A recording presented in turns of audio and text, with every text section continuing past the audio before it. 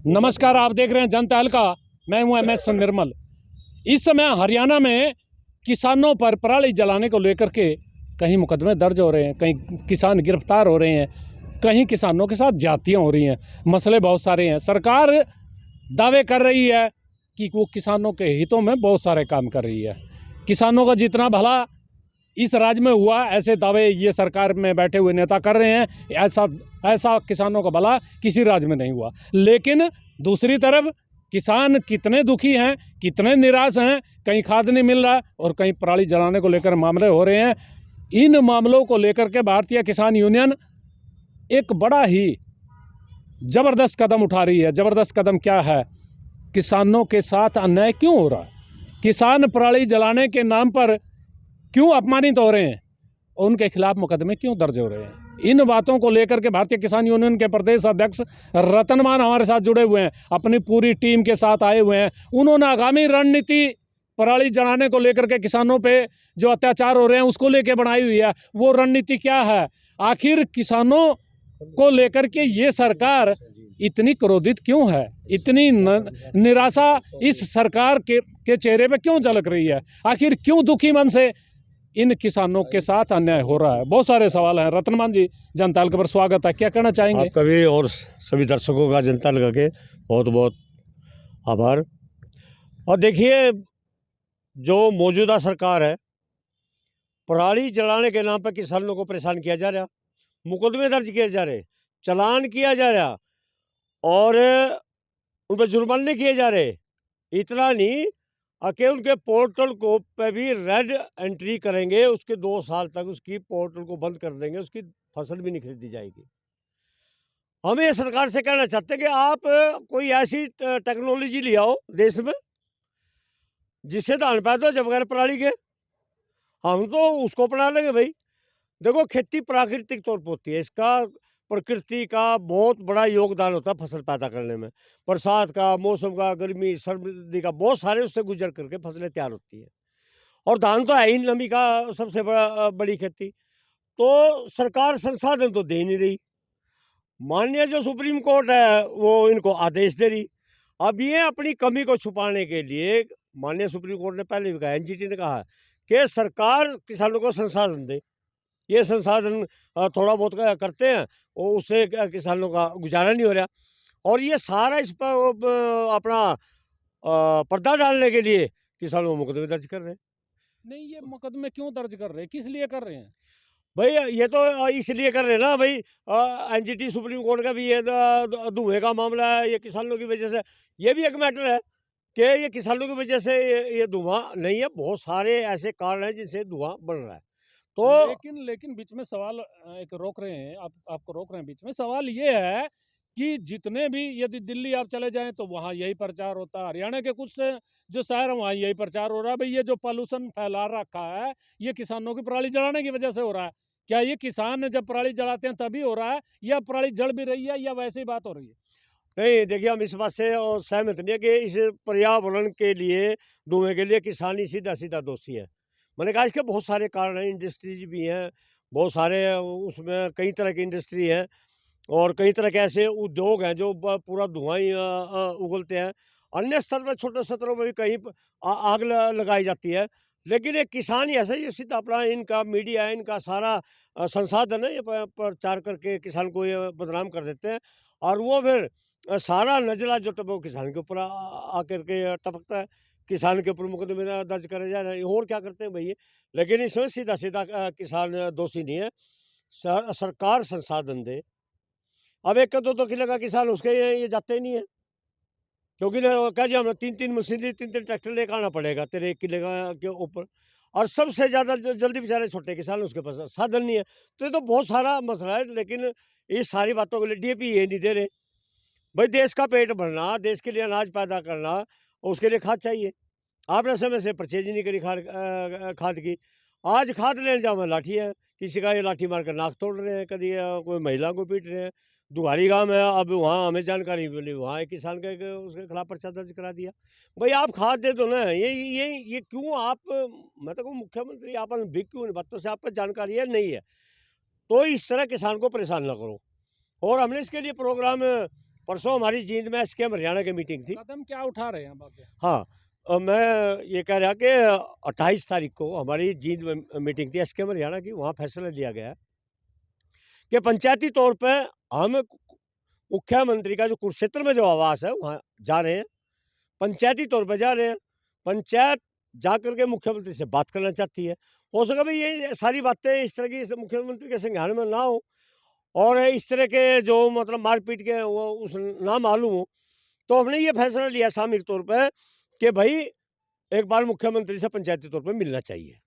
और उसके लिए हमने कार्यक्रम तय कर लिया कि वहाँ देवीलाल पार्क में हम इकट्ठा होंगे और बड़े शांतिप्रिय तरीके से मुख्यमंत्री के आवास पर जाकर के उन सारी बातों करेंगे। अब कब का तारीख है? ये हमारी 5 नवंबर को, 5 नवंबर। और इसमें 501 किसान पंच आएंगे पूरे प्रदेश से। वो सब संगठन वाइज हमने उसकी व्यवस्था कर ली है। और आपको पता होगा कि कल किसान यमुनानगर में ज्ञापन देने के लिए गए, शांति प्रिय तरीके से, कोई सड़क जाम नहीं करी, कोई किसी का और कोई वो नहीं किया। और कल वहाँ धक्के मार के, डंडे मार के, धक्के मार के किसानों को खदेड़ा। क्यों? हम ये कहना चाहते हैं, क्या ज्ञापन देना, अपनी बात लिख के देना भी गुनाह है इस देश में? क्या ये जो संविधान में ये चीज़ दी गई है अब उसको भी रोकने लग गए हैं? तो उनकी क्यों इस तरह का व्यवहार किया गया? और मैं ये कहना चाहता हूँ कि जब किसानों की पिटाई हो रही थी, जब किसानों की दुर्दशा की जा रही थी, बर्बरता बढ़ती जा रही थी, ठोकरों से पिटा जा रहा था, उस टाइम वहाँ पर जो नवीन जिंदल है अपने सांसद है कुरुक्षेत्र से, अम्बाला से वरुण मुलाना है, वो वहाँ मौजूद थे। अब किसके सहारे किसान अपनी बात कहे? वो सांसदों से मिलना चाहते थे, सांसदों को मिलने जा रहे थे, कह रहे थे, तो टकराव किया और पुलिस के साथ किसानों ने बदतमीजी की, ऐसे आरोप लग रहे हैं। नहीं कोई बदतमीजी किस बात की करेंगे पुलिस वाले? तो हम अगर पुलिस वाले को अपना मेमोरेंडम देना चाहते हैं तो वो तो बदतमीजी कह सकते हैं। भाई हम तो सांसदों को मिलने के लिए गए थे वहाँ, अपनी बात करने आप अपनी बात करने के लिए, भाई ये हमारी समस्याएं हैं, तो उसके लिए कोई तैयारी नहीं है। तो ये क्या हालत प्रदेश में बढ़ते जा रहे हैं। और हम आंदोलन करेंगे, फिर कहोगे लोगों का तो यही काम है, फिर ये इनका तंत्र हमें बदनाम करने की कोशिश करेगा। तो ये सारे परिप्रेक्ष्य में हमने ये फैसला लिया, एक बार मुख्यमंत्री जी से सीधी सीधी बात की जाए, भाईचारे में की जाए और घरेलू तौर पे की जाए, पंचायती तौर पे की जाए। और अभी बोले भी बहुत थोड़ा समय जो हुआ, हम उसी को सारे को मद्देनजर रखते हुए एक बार उनके आवास पर जा करके उनसे बात करना चाहते हैं। ये हमने 2 कार्यक्रम इस टाइम हरियाणा में एसकेएम की तरफ से तय किए हैं। ये 2 कार्यक्रम तय किए हैं, लेकिन बात तो बहुत सारी हो रही है। किसानों के हित में भारतीय जनता पार्टी कह रही है, बड़े सारे काम हो रखे हैं, और ये तीसरी बार सरकार बनी है, और हरियाणा में भी तीसरी बार सरकार बनी, केंद्र में भी, और दावे किसानों के हितों में किए जा रहे हैं। सुरेंद्र जी, हाँ जी, हाँ जी, हाँ जी। ये तीसरी बार सरकार बन रही है, आप लोग क्यों टकरा रहे हैं बिना वजह के सरकार से? देखिए, सरकार का काम है किसानों को बदनाम करना, चाहे पराली के धुएं की बात हो या पानी को बर्बाद करने की बात हो। कई जगह बात चलती है कि किसानों की वजह से जल स्तर नीचे गया है। ऐसा कुछ नहीं है, खाली किसानों को बदनाम किया जा रहा है। मैं आपको थोड़ा सा पीछे वाला कुछ टाइम याद दिलाना चाहूँगा। कोरोना के दौरान जब सारी ट्रैफिक बंद थी, लेकिन किसान अपनी खेती जो कर रहा था, पराली फूकी गई उस दौरान, तो प्रदूषण क्यों नहीं हुआ? अगर पराली से प्रदूषण होना था तो कोरोना के दौरान प्रदूषण क्यों नहीं हुआ? ये जो सारा प्रदूषण है, सारा फैक्ट्रियों का तकरीबन, और जो ये ट्रैफिक चल रही इतनी, सारा ट्रैफिकों का है, कोई प्रदूषण नहीं है। सबसे ज्यादा प्रदूषण कहाँ पर होता है? बड़े बड़े जनरेटर, बड़ी बड़ी चिमनियां। मैं आपको एक और मौका याद दिलाऊंगा, एक और। किसान जब भूसा बनाता है ना, थ्रेसर चलते हैं, कितना प्रदूषण होता है? कुछ नहीं बिगड़ता उससे। ये खाली बकवास है, किसानों को बदनाम करने की साजिश है, एक षड्यंत्र है, और कुछ नहीं है। तो आपको लग रहा है ये जो सरकार दावे कर रही है किसानों के, तो हम बड़े काम हो रखे हैं, कहीं 2-2 हज़ार रुपये उनको किसान निधि भी दी जा रही है, क्या ये सिर्फ खाली बातें हैं? सारी खाली बातें हैं, कुछ नहीं है। सब ने पता है कि क्या हो रहा है, क्या नहीं हो रहा। अभी अखबार के अंदर एक दिन खबर थी कि शायद 60 हजार लोगों का ये जो प्रधानमंत्री बीमा योजना है, 1,60,000 लोगों का ये किसान सम्मान निधि को बंद किया जा रहा है। अच्छा। हाँ, आपने शायद अखबार की खबर ये कटिंग पड़ी होगी, जहाँ तक ख्याल है। और डीएपी खाद के ऊपर क्या हुआ चाणा के अंदर, कल जमुनानगर के अंदर क्या हुआ, तो सबको पता है क्या मामला नहीं है। लेकिन मैं इस बात पर जाना नहीं चाहूंगा कि तीसरी बार कैसे बनी, सभी को पता हो भी कैसे बनी कैसे ना बनी। जिस दिन पोलिंग होती है, वोटिंग होती है 60% 61%, और 2 दिन बाद होती है 71%। ये क्या मामला है? तो सरकार इस पर बात करो ना। आपको लग रहा है कहीं कोई गड़बड़ हो रही है? बस आप देखो खुद, किसको नहीं पता इस बात के बारे में। अरे जिस दिन पोलिंग हुई उस दिन वोटिंग हुई 60% 61%, सारे लोग होने, चारों तरफ को होना हुई कि पोलिंग इतनी परसेंट हुई है। ये तो यूं और कह रहे हैं, सारी जनता हमारे साथ है। और 2 दिन बाद वो फिर 10% कहां से बढ़ गई? बहुत कुछ मामला गड़बड़ है सारा। बहुत कुछ चलो मामले हैं सरकार कोई सी बने ना बने, मेरा तो ये कहना है कि किसानों को परेशान ना करे, किसानों को बदनाम ना करे।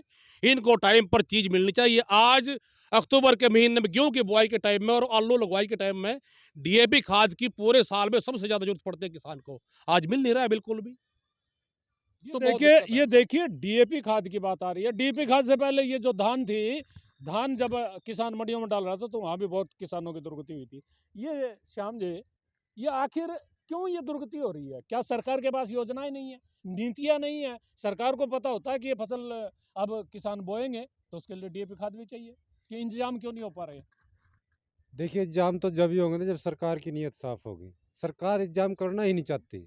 सरकार तो चाहती है कि इनको जितना भी ज़्यादा से ज़्यादा परेशान किया जाए, हताश किया जाए, तो ये खेती छोड़ के मजदूर बने और जाके सस्ती लेबर उद्योग को मिले, फैक्ट्री को मिले, और ये जो कंस्ट्रक्शन है उसमें मिले।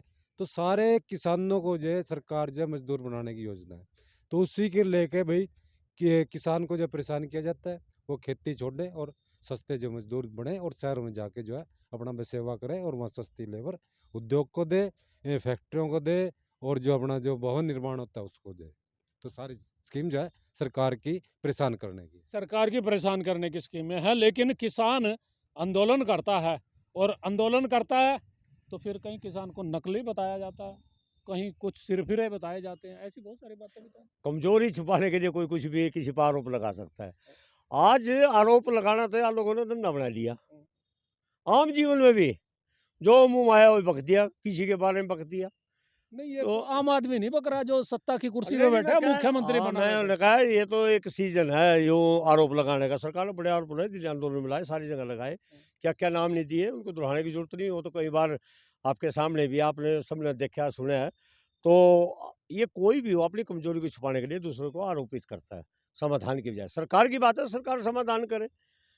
समाधान करेगी तो क्यों समस्याएं आएंगी, क्यों इस तरह की बातें होंगी। अच्छा, ये जो किसानों पे, कितने किसानों पे ये मुकदमे दर्ज हो रखे हैं, कितने गिरफ्तार हुए हैं ये पराली जलाने के मामले के लिए, कुछ है? हाँ, ये तो 300 350 के करीब करीब है।